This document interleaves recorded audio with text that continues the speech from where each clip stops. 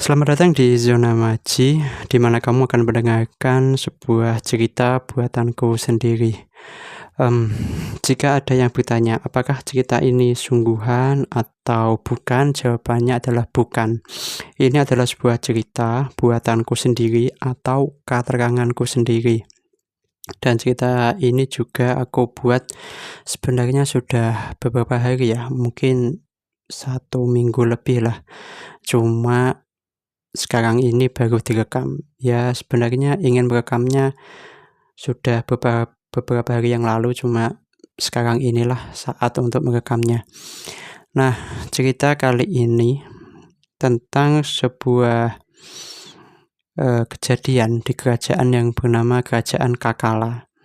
Kerajaan Kakala ini waktu itu sedang terjadi sesuatu yang menggemparkan.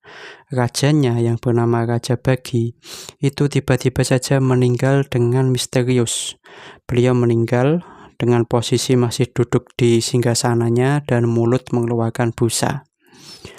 Hal ini kemudian membuat para petinggi kerajaan melakukan penyelidikan. Semuanya telah diselidiki, namun tidak berhasil menemukan siapa pelaku dari kejadian ini. Akhirnya kasus ini ditutup, kemudian diangkatlah raja baru, yaitu Loka. Loka sendiri adalah adik dari Raja Bagi. Nah, kalau dari sifat, Raja Loka ini bisa dibilang kebalikan dari Raja Bagi. Raja Bagi terkenal di rakyatnya sebagai raja yang baik dan ramah, tapi Raja Loka ini adalah orang yang bisa dibilang suka foya-foya dan melakukan hal yang semena-mena. Pernah suatu ketika Raja Loka ini sedang pergilah ke luar istana. Lalu ada salah satu rakyatnya yang tidak memberi hormat ketika dia lewat. Lalu Raja Loka ini tersinggung, kemudian memanggil prajuritnya dan disuruh untuk menangkap orang tersebut. Lalu orang itu dibawa masuk ke dalam penjara. Dan di dalam penjara ini bukan hanya sekedar dikurung, melainkan orangnya juga dibuat tersiksa. Banyak sekali siksaan-siksaan yang dialami hingga ketika orang itu keluar, dia dalam kondisi yang lumpuh. Hal inilah yang membuat para rakyat ini ketakutan jika berada di dekat Raja Loka. Meskipun sebenarnya kasus tentang pembunuhan Raja Bagi ini sudah ditutup, tapi ternyata ada satu orang yang secara diam-diam masih melanjutkan penyelidikan tersebut. Orang itu adalah Patih Pandu. Patih Pandu ini sedikit demi sedikit mengumpulkan bukti-bukti atau hal-hal apa saja yang berkaitan dengan kematian dari Raja Bagi. Setelah cukup lama mengumpulkan semua itu, akhirnya disimpulkan bahwa sebenarnya yang membunuh adalah Raja Loka. Alasan dari Raja Loka membunuh Raja Bagi ya karena Raja Loka ingin menguasai kekuasaan yang dimiliki oleh saudaranya tersebut. Nah, mengetahui hal ini, Patih Pandu merasa sangat kesal dan sangat marah karena dia berpikir bahwa raja sebaik Raja Bagi tidak seharusnya mati dengan kondisi yang seperti itu.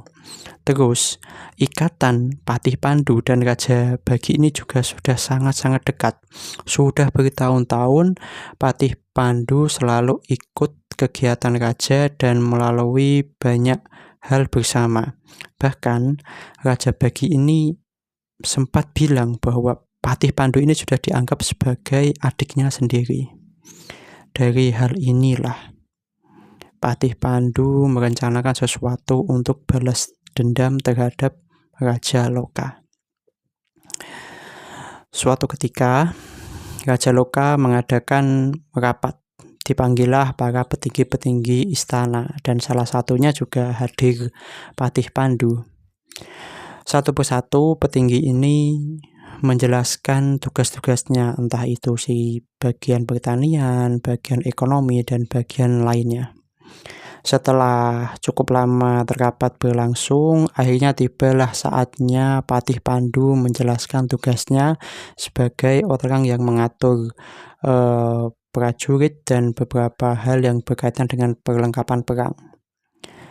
Patih Pandu berjalan ke depan mendekat ke Raja Loka. Dia juga membawa sebuah kertas kecil di tangan kirinya yang isinya beberapa catatan. Setelah berada tepat di sebelah kanan dari Raja Loka, tiba-tiba Patih Pandu ini mengeluarkan sebuah pisau belati. Kemudian pisau itu ditancapkan tepat di dada Raja Loka. Raja Loka pun jatuh. Hal itu membuat para orang yang ada di ruangan itu sangat kaget dengan kejadian yang sangat cepat dan tidak terduga. Patih Pandu pun bilang, "Aku tidak terima karena kamu telah membunuh raja sebaik Raja Bagi." Hal itu juga mengagetkan semua petinggi-petinggi kerajaan bahwa ternyata yang membunuh adalah Raja Loka. Tapi di samping semua kekagetan itu masih ada satu hal lagi yang tiba-tiba membuat orang itu kaget. Raja Loka yang tadinya jatuh tiba-tiba berdiri dan seakan-akan tidak terjadi apa-apa. Di dadanya tidak ada bekas darah, melainkan cuma hanya bekas sobekan dari pisau yang digunakan oleh Patih Pandu. "Memang kenapa kalau aku membunuh Raja Bagi?" kata Raja Loka. Semua pun sangat kaget, dan disinilah mengetahui bahwa ternyata Raja Loka bukanlah raja sembarangan, melainkan dia mempunyai sebuah ilmu, di mana ilmu membuatnya ini kebal terhadap benda-benda tajam. Lalu, Patih Pandu pun diperintahkan untuk dimasukkan ke dalam penjara. Dan keesokan harinya, Patih Pandu dihukum pancung di depan semua rakyat. Sekaligus ini peringatan dari Raja Loka. Barang siapa yang berani macam-macam dengan dirinya, maka nasibnya akan sama dengan Patih Pandu. Semakin lama kepemimpinan dari Raja Loka, sifat semena-menanya dan hal-hal yang tidak baik pun semakin terlihat. Raja Loka memerintahkan untuk menarik pajak kepada semua rakyatnya. Nggak pandang bulu, pokoknya semua terkena pajak. Lalu para pemuda juga diwajibkan untuk menjadi prajurit kerajaan. Barang siapa yang menolak, maka dia akan mendapatkan hukuman. Alasan kenapa banyak pemuda yang diangkat atau dipaksa oleh Raja Loka menjadi seorang prajurit, karena Raja Loka ini punya ambisi. Dia ingin memperluas kerajaannya dengan menaklukkan kerajaan-kerajaan yang ada di sekitar. Lalu Raja Loka ini juga mempunyai sesuatu yang bisa dibilang perintah yang tidak masuk akal. Setiap 40 hari sekali, Raja Loka meminta untuk disediakan satu bayi manusia. Ketika bayi itu diserahkan kepada Raja Loka, orang-orang tidak tahu entah dibuat apa bayi itu, tapi yang jelas bayi yang diberikan kepada Raja Loka tidak pernah kembali. Banyak orang yang mengira bayi itu digunakan Raja Loka untuk salah satu syarat dari ilmu yang dia gunakan. Maka dari itu, untuk memenuhi keinginan Raja Loka, ada beberapa prajurit kerajaan yang ditugaskan untuk berkeliling. Dia akan mencari siapa yang wanita sedang hamil, siapa juga yang sudah melahirkan. Semuanya dicatat. Dan barang siapa yang mempunyai bayi itu harus diserahkan ke kerajaan ketika diminta. Dan ketika tidak diberikan, maka seluruh keluarganya akan dibunuh oleh Raja Loka. Suatu saat, ada wanita yang namanya Kusuma. Dia sedang hamil usia 8 bulan, berarti sekitar 1 bulan lagi akan melahirkan bayinya. Awalnya dia merasa senang, tapi suatu sore datang 2 utusan dari kerajaan yang mengatakan bahwa ketika bayinya lahir maka harus diserahkan ke kerajaan. Nah, disinilah Kusuma bingung dan meratapi nasibnya. Dia sudah sedih karena tinggal sendirian karena sang suami sudah meninggal terlebih dahulu. Kali ini juga dia tambah sedih karena anak satu-satunya yang dia kandung ini ketika lahir akan diserahkan ke kerajaan. Hampir setiap malam Kusuma ini selalu menangis mengingat keadaan dirinya saat ini. Tak terasa akhirnya waktu melahirkan pun tiba. Kusuma mempunyai anak seorang laki-laki. Ketika bayi itu lahir, Kusuma kemudian memasukkan bayi itu ke dalam sebuah keranjang, lalu Kusuma berlari menuju ke sungai. Dia tidak ingin bahwa kelahiran anaknya ini diketahui oleh pihak kerajaan, sehingga dia buru-buru berlari ke sungai. Di tepi sungai inilah Kusuma kemudian mengambil beberapa batang kayu. Batang-batang kayu itu disusun kemudian diikat menjadi semacam rakit. Kemudian keranjang ini ditaruh di atasnya. Lalu bayi dari Kusuma itu pun dihanyutkan ke sungai. Kusuma cuma bisa berdoa semoga anaknya ini baik-baik saja dan dapat hidup dengan sebaik-baiknya. Setelah itu, Kusuma berjalan kembali ke rumahnya. Ketika baru saja sampai, ternyata 2 utusan kerajaan sudah menunggunya. Mereka pun bertanya, "Mana anakmu?" Kusuma cuma menunduk sambil berkata, tidak ada. Karena hal yang dilakukan Kusuma inilah akhirnya Kusuma dibunuh di dalam rumahnya. Lalu para petinggi ini pun atau para petugas yang ditugasi oleh pihak kerajaan kembali untuk melapor bahwa bayi dari Kusuma ini tidak ada, lalu mencari bayi yang lain. Sementara itu, di suatu bagian dari sungai, di sana ada seorang janda yang bernamanya Mbok Wati. Mbok Wati ini sedang mencuci baju. Dan ketika sedang mencuci inilah, beliau mendengar kok ada bayi yang menangis. Terus Mbok Wati ini nengok kanan kiri nggak ada bayi.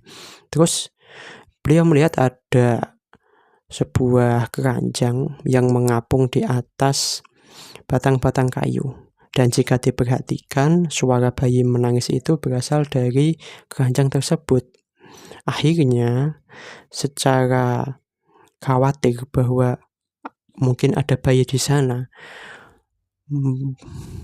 Mbok Wati kemudian berenang mengambil keranjang itu dan ternyata benar di dalamnya ada seorang bayi laki-laki. Cepat-cepat Mbok Wati kemudian membawa bayi itu masuk ke dalam rumah. Karena Mbok Wati tahu kalau sampai pihak kerajaan mengetahuinya, maka bayi ini akan diambil secara paksa. Singkat cerita, 17 tahun telah berlalu dan Mbok Wati merawat bayi itu dengan baik dan tumbuh menjadi pemuda yang gagah, baik hati, dan rajin. Pemuda ini diberi nama Akasa. Akasa setiap pagi pergi ke hutan untuk mengambil kayu bakar dan dijual. Setelah itu, Akasa juga membantu Mbok Wati. Dan Akasa juga suka menolong tetangganya yang mengalami kesulitan. Meskipun dari kecil sudah dirawat oleh Mbok Wati, tapi Akasa ini dirinya juga tahu bahwa Mbok Wati bukan ibu kandungnya. Ketika Akasa usianya sekitar 6 tahunan, Mbok Wati menceritakan bahwa sebenarnya Akasa ini ditemukan ketika sedang mencuci baju karena Mbok Wati menemukan bayi yang hanyut di sungai. Awalnya Akasa ini merasa sedih, tapi jika dipikir-pikir, Akasa justru berterima kasih karena Mbok Wati telah merawat dirinya sehingga menjadi orang yang seperti ini. Suatu hari datang utusan kerajaan yang mereka ini menemui Akasa karena sesuai dari peraturan kerajaan, pemuda-pemuda harus menjadi prajurit kerajaan dan hal itu secara mau tidak mau harus dilakukan oleh mereka atau mendapatkan hukuman.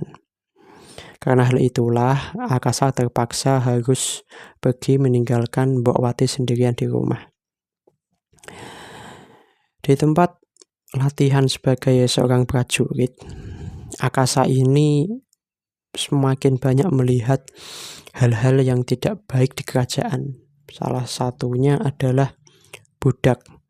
Banyak sekali budak-budak yang disuruh bekerja paksa siang dan malam. Terus ada 1 atau 2 penjaga yang bertugas sambil membawa cambuk. Dan cambuk inilah yang digunakan untuk menghukum para budak yang berhenti bekerja. Nah, perlu diketahui bahwa budak-budak ini adalah orang-orang dari kerajaan-kerajaan yang sudah ditaklukkan oleh Raja Loka. Ketika Raja Loka berhasil mengalahkan suatu kerajaan, maka orang-orangnya akan diambil dan dipaksa menjadi budak. Lalu masalah tentang kerajaan Kakala ini juga bukan masalah budak ini saja. Akasa melihat di sekitar kerajaan banyak sekali orang-orang yang kelaparan dan banyak sekali yang meminta-minta. Akasa juga entah sudah berapa banyak dia melihat orang-orang yang mati di depan matanya, entah itu kecapean bekerja atau karena kelaparan. Hal ini terus dilihat oleh Akasa sehingga timbullah di dalam hatinya, semua ini nggak boleh terus berlangsung, maka dia harus membuat perubahan. Akhirnya Akasa bertemu dengan 3 orang di tempat latihan yang mempunyai keinginan yang sama. Orang itu yang pertama namanya adalah Wandi. Wandi ini anak dari seorang petani yang sawahnya diambil secara paksa oleh Raja Loka. Lalu yang kedua adalah Mojo. Mojo mempunyai dendam yang sangat besar karena kakaknya, ada 2 orang, dipaksa menjadi seorang prajurit kemudian ditugaskan perang dan ketika kembali kedua kakaknya ini sudah meninggal. Lalu 1 orang lagi bernama Aji. Aji ini sejak kecil sudah menjadi yatim piatu dan yang paling parahnya adalah Aji ini melihat bagaimana kedua orang tuanya dibunuh oleh pihak kerajaan. Karena keinginan yang sama dan mempunyai keinginan untuk menjatuhkan Raja Loka terhadap sifat-sifat buruknya inilah, ketiganya ini hanya bersatu dan bertekad untuk melakukan perubahan. Selama 3 tahun mereka berlatih dengan sungguh-sungguh dan ikut berbagai peterang. Hingga akhirnya Akasa ini diangkat menjadi salah satu patih karena kemampuannya dalam bertarung yang sangat hebat dan juga mempunyai kemampuan mengatur strategi yang hebat juga. Ketiga temannya yang lain juga diangkat sebagai tangan kanan Akasa. Berkat jabatannya inilah Akasa dapat dengan mudah keluar masuk kerajaan dan dia juga sering bertemu dengan Raja Loka. Disinilah mereka berempat memulai untuk membuat sebuah rencana. Mereka berempat sedang berdiskusi bagaimana cara mengalahkan Raja Loka. Semua rencana sudah disusun, tapi masih ada satu hal yang menjadi ganjalan, yaitu Raja Loka ini mempunyai ilmu kebal. Kalau tidak tahu kelemahannya, maka semua rencananya juga akan sia-sia. Lalu, tiba-tiba Aji mengatakan sesuatu, yaitu ada sebuah tempat di hutan, di tengah hutan. Di tempat itu katanya tinggallah seorang kakek yang mempunyai kemampuan untuk mengetahui kelemahan dari Raja Loka tersebut. Maka dari itu, Raja Loka pernah mengirim orang sebanyak 100 orangan masuk ke dalam hutan untuk menangkap atau bahkan membunuh kakek tersebut. Namun, ke-100 orang yang masuk ke dalam hutan itu tidak pernah kembali. Nah, mendengar itu, Akasa ini semangat. Lalu, keesokan harinya, dia bersama ketiga temannya langsung pergi ke hutan. Bagi Akasa, ini mungkin adalah salah satu atau mungkin satu-satunya cara untuk mengalahkan Raja Loka, dan dia tidak mau membuang-buang waktu. Sampai di hutan, mereka pun cepat-cepat masuk ke dalam hutan tersebut. Semakin dalam masuk ke hutan, pohon-pohonnya ini semakin tinggi-tinggi dan besar-besar. Bahkan di dalam hutan ini juga suasananya gelap, karena cahaya matahari sulit untuk masuk karena daun-daun pohonnya ini sudah sangat rapat sekali. Hampir setengah hari berjalan, mereka tidak menemukan tanda-tanda keberadaan kakek yang dicari.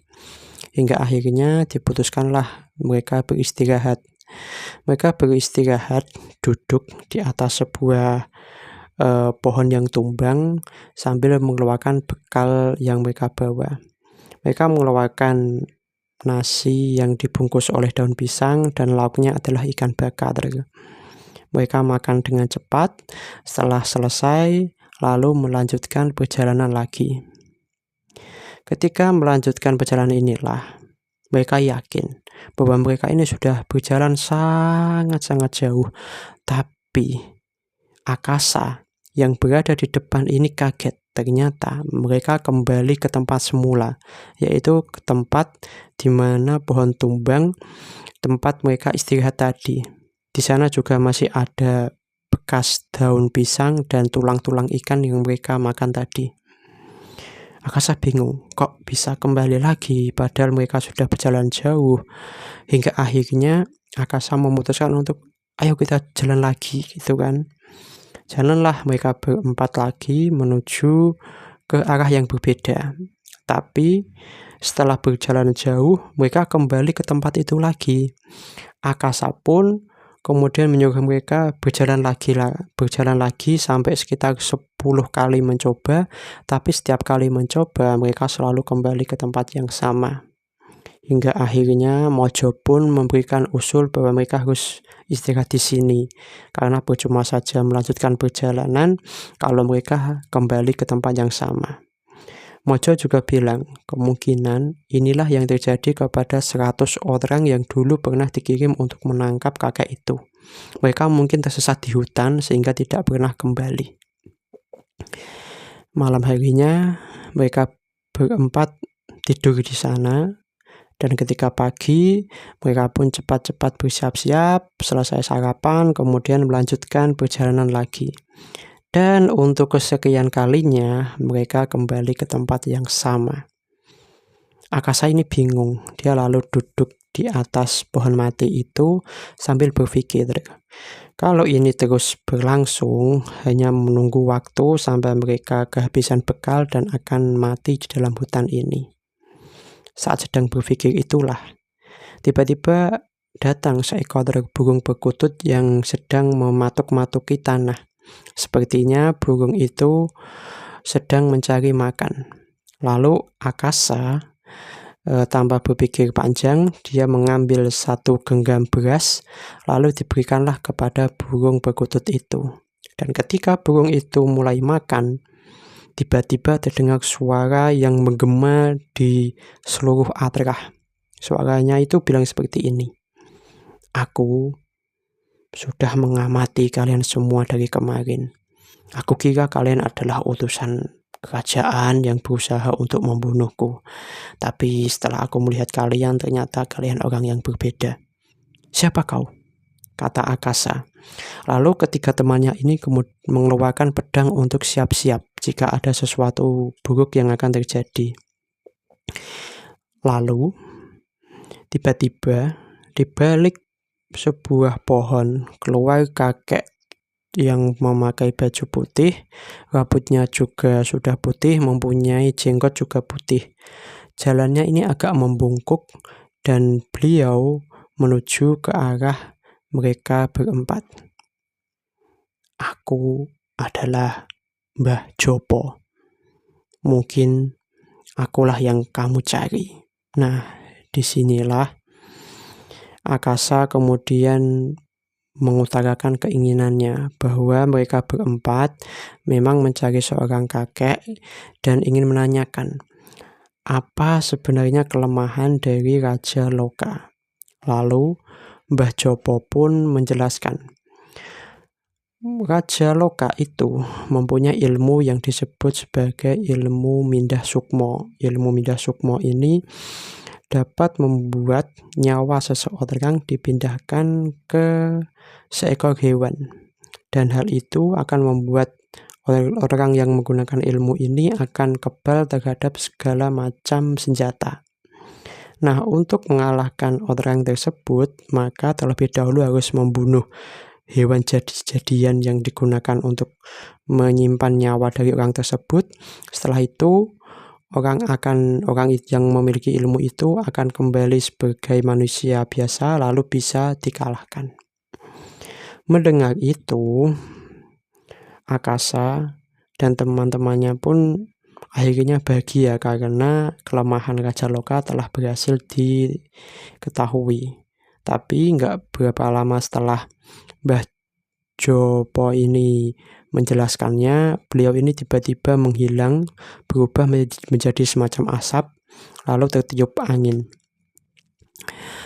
Setelah bertemu dengan Mbah Jopo ini, mereka semua lalu cepat-cepat kembali ke istana. Di sanalah rencana pertama yang mereka lakukan adalah mencari hewan jadi-jadian yang dikatakan oleh Mbah Jopo. Semua tempat di istana dicari, entah itu di dapur, entah itu di balai pertemuan, di ruangan-ruangan, di semua tempat dicari tapi tidak ditemukan hewan yang aneh atau hewan yang dianggap sebagai tempat menyimpan nyawa dari Raja Loka. Tapi dari semua tempat masih ada satu sebenarnya yang belum mereka periksa, yaitu kamar dari Raja Loka sendiri. Mereka tidak bisa masuk karena ada penjaga yang selalu berdiri di depan pintu dan tidak akan mengizinkan siapapun untuk masuk ke dalamnya. Malamnya, mereka berempat membuat rencana. Rencananya ada dua. Satu rencana ini diberikan kepada Akasa.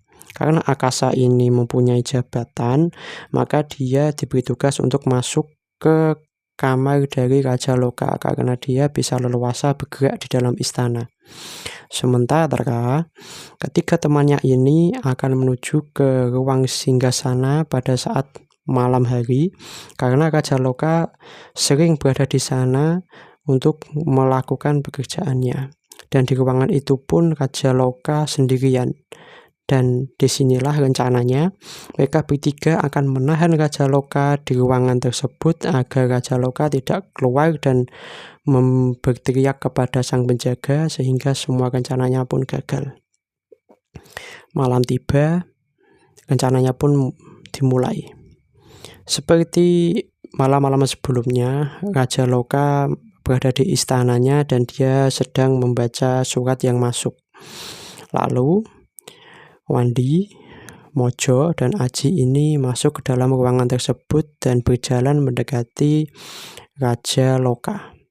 Raja Loka ini melihat ke arah mereka dan merasa ada yang aneh. Raja Loka pun kemudian mengambil pedangnya yang berada di balik singgasana. Lalu Mojo, Wandi, dan Aji juga mengeluarkan pedang mereka. Lalu mereka bersama-sama berlari menuju ke arah Raja Loka. Yang pertama menyerang adalah si Wandi. Wandi ini menyerang dari arah depan, kemudian dia mengayunkan pedangnya beberapa kali, tapi setiap ayunan berhasil ditangkis oleh Raja Loka. Lalu datanglah Mojo dari arah kiri berusaha membantu. Namun, meskipun sudah dikeroyok dua orang, Raja Loka ini masih bisa membalas semua serangannya. Sementara si Aji mengamati setiap gerakan yang ada. Ketika dia menemukan celah, Aji lalu menyerang dari sebelah kiri Raja Loka hingga pedangnya ini mengenai tangan dari Raja Loka. Tapi serangan itu tidak membuatkan bekas, cuma bajunya raja yang robek, tidak ada darah sama sekali. Karena Raja Loka masih terikat dengan ilmu kebal yang dia miliki. Pertarungan pun terus terjadi di ruangan tersebut. Sementara itu, si Akasa dia berjalan menuju ke kamar Raja Loka. Disinilah dia bertemu dengan penjaga. Penjaga pun langsung bertanya, "Wahai Akasa, apa yang kamu lakukan ke sini?" Aku tadi disuruh Raja Loka untuk mengambil catatannya yang ketinggalan di dalam, dan aku harus buru-buru masuk ke sana." Tidak mungkin Raja Loka menyuruh seperti itu, karena Raja Loka sudah berpesan kepadaku, siapa saja yang masuk ke ruangan ini, maka aku harus mencegahnya. Dan orang itu tidak peduli siapapun, dengan alasan apapun, aku tetap tidak boleh mengizinkannya masuk. Mendengar itu, dengan cepat, Akasa menarik pedangnya dan menebaskan pedang itu ke leher sang penjaga. Kejadiannya sangat cepat karena Akasa memang mempunyai kemampuan hebat dalam bertarung. Penjaga jatuh, kemudian Akasa masuk ke dalam kamar Raja Loka. Di dalam kamar inilah Akasa kaget. Ternyata tidak ada hewan jadi-jadian yang dia cari. Dia hanya melihat ada sebuah tempat tidur dan lemari kayu yang ada di pojokan. Di sini Akasa mulai khawatir. Kalau tidak menemukannya, maka teman-teman yang sedang bertarung dengan Raja Loka ini akan terancam. Karena Raja Loka masih terikat dengan ilmu yang dia miliki, dan ilmu itu akan terus melekat, dan serangan-serangan dari teman-teman mereka tidak akan membuahkan hasil. Akasa kemudian membalikkan tempat tidur, lalu juga membuka lemari, dan ternyata tidak ditemukan ada hewan yang aneh. Akasa sudah mulai agak frustasi, kemudian menjatuhkan lemari itu, dan ternyata ketika lemari itu jatuh, dia melihat di balik lemari tadi ada sebuah pintu kecil. Begitu Akasa masuk, ada sebuah ruangan tersembunyi, dan di dalam sana ada seekor gagak berwarna putih yang dimasukkan ke dalam sangkar berwarna emas. Sangkar itu menempel di dinding, dan di bawah lantai ruangan itu terdapat sekali tulang-tulang manusia berukuran kecil. Disinilah Akasa sangat yakin bahwa bayi-bayi yang diminta oleh Raja Loka kemungkinan digunakan untuk memberi makan hewan ini. Akasa kemudian menyembelih burung tersebut, setelah itu bergegas keluar dari ruangan. Sementara itu, Wandi, Mojo, Aji sudah sangat kecapean dan tubuhnya juga sudah banyak luka akibat pertarungan melawan Raja Loka. Mereka ini bahkan sampai kesulitan untuk memegang pedang mereka. Sementara itu, Raja Loka masih terlihat tidak terjadi apa-apa. Cuma baju-bajunya saja yang sobek karena pedang dari ketiga orang yang menyerang dirinya. Dan dirinya juga tidak ada darah yang keluar. Raja Loka kemudian berjalan secara pelan menuju ke arah tiga orang yang bahkan kesulitan untuk berdiri. Raja Akasa kemudian mengangkat pedangnya lalu berkata, "Sudah banyak sekali orang yang mencoba membunuhku, tapi mereka selalu bernasib sama, dan kalian akan menyusul mereka." Raja Loka begitu pedangnya sudah diangkat, dia mau menyerang ketiga orang yang ada di depannya. Tapi tiba-tiba dari belakang muncul Akasa dan menusukkan pedangnya dari punggung hingga menembus ke dada Raja Loka. Hal itu sangat cepat dan juga mengagetkan oleh Raja Loka. "Oh, Akasa, percuma kau menyerangku, karena semua itu akan sia-sia." Akasa yang di belakang itu pun tersenyum sambil berkata, "Kalau memang seranganku sia-sia, lalu darah siapa yang menetes di bawah ini?" Raja Loka pun melihat ke bawah, ternyata banyak sekali darah yang menetes. Dan dada dari Raja Loka pun sudah penuh dengan darah hingga berwarna merah. Ternyata Akasa telah berhasil membunuh hewan yang menjadi tempat menyimpan Raja Akasa, dan Akasa sekarang sudah tidak kebal lagi. Beberapa detik kemudian, Raja Loka ini setelah diserang oleh Akasa, dia itu batuk-batuk darah lalu jatuh dan meninggal. Pada malam itulah, setelah bertahun-tahun berkuasa, akhirnya Raja Loka telah berhasil dikalahkan. Lalu, para rakyat ini membuat keputusan karena jasa yang besar oleh Akasa. Akasa pun kemudian diangkat sebagai raja yang baru. Sementara teman-temannya ini diangkat sebagai patih sekaligus tangan kanan dari Raja Akasa.